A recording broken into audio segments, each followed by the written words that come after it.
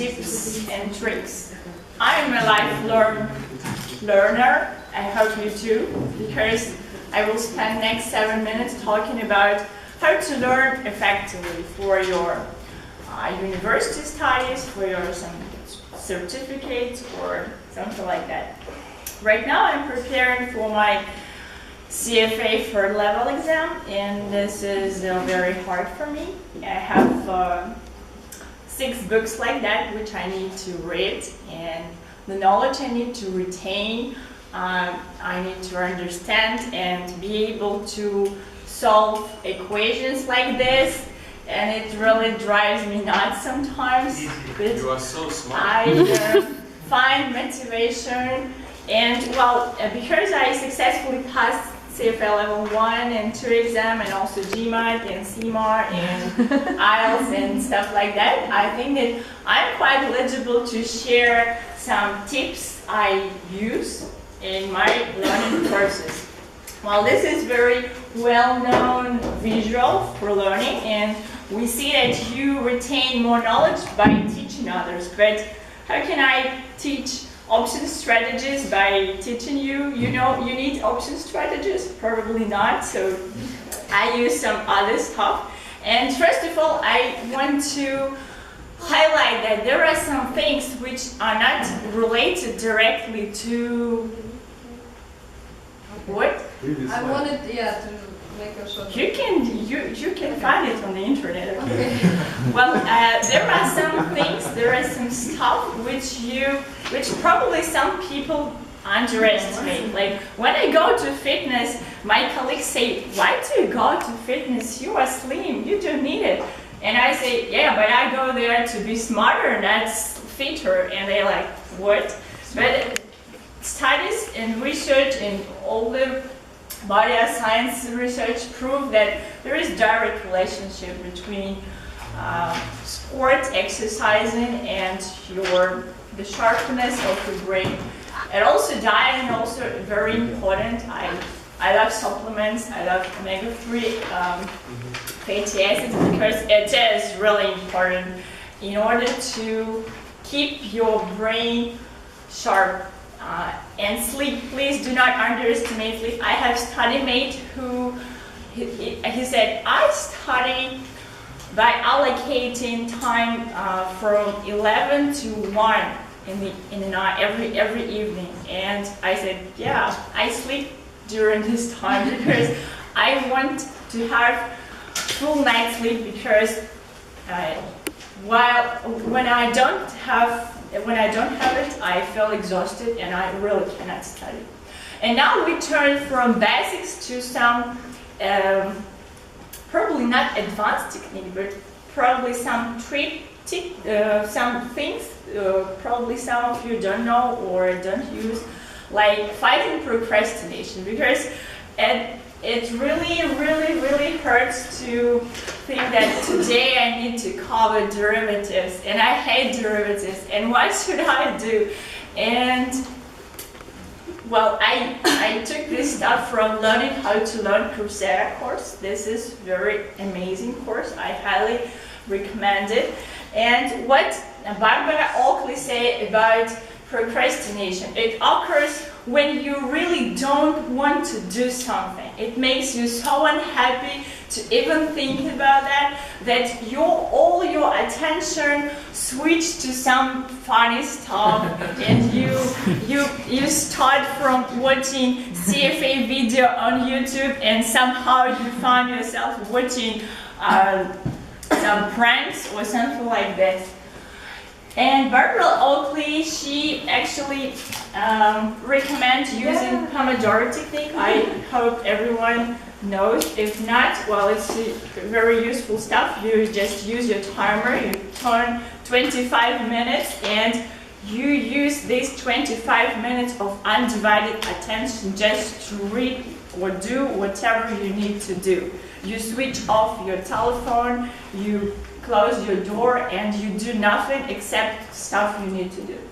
And concentration on process, not product, is extremely useful thing. When you say today you need to read one chapter, or today you need to solve 100 of problems of tests, and you say, oh no, 100. Oh, I need to do that, yeah, and you start open, and you just, your mind you start daydreaming, you get distracted, and it really doesn't work this way. But when you say, okay, you have 1 hour, just 1 hour of studying, and that's all. After 1 hour, you can go to do whatever you want to do. And it really works better when you say you have 1 hour, you have 2 hours, and after that you are free. This works better than setting some goals and projects. And also interleaving. Interleaving is technique which is underestimated not only in self-studying but in the whole academic learning. And where are you?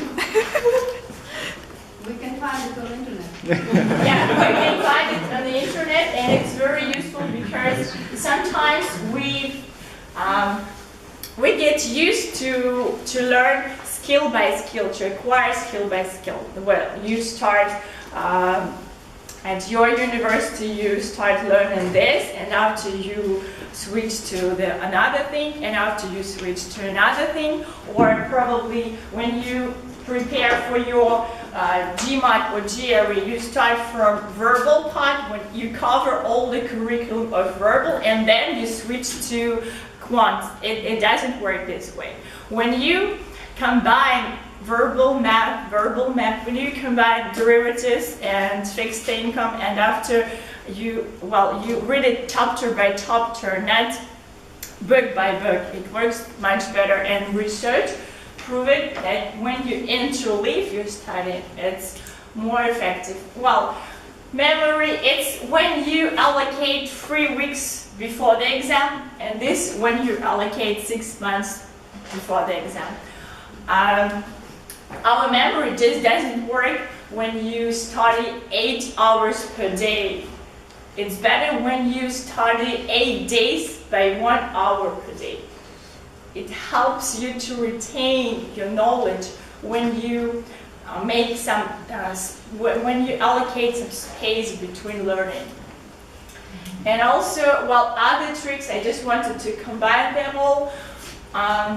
When you start your quiz, when you start your test, you need to skim it, you need to see what the question is the hardest one. And you need to start from the hardest question.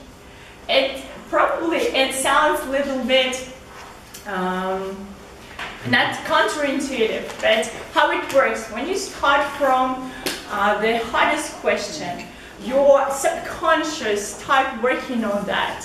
You see, you cannot solve it right now, and you switch to another question, but your subconscious is still working on that. And when at the end of the test, when at the end you return to this hardest question, your subconscious already ready.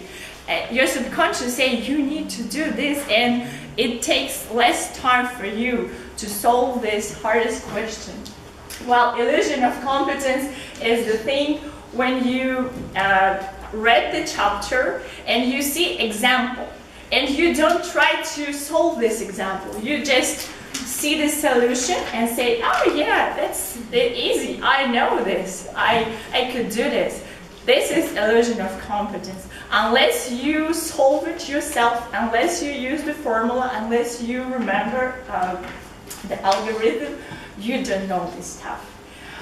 Highlighting doesn't work, and you retain more during 1 hour of testing than during 1 hour of reading. Because when you test yourself, when you read some stuff, you need to test yourself constantly.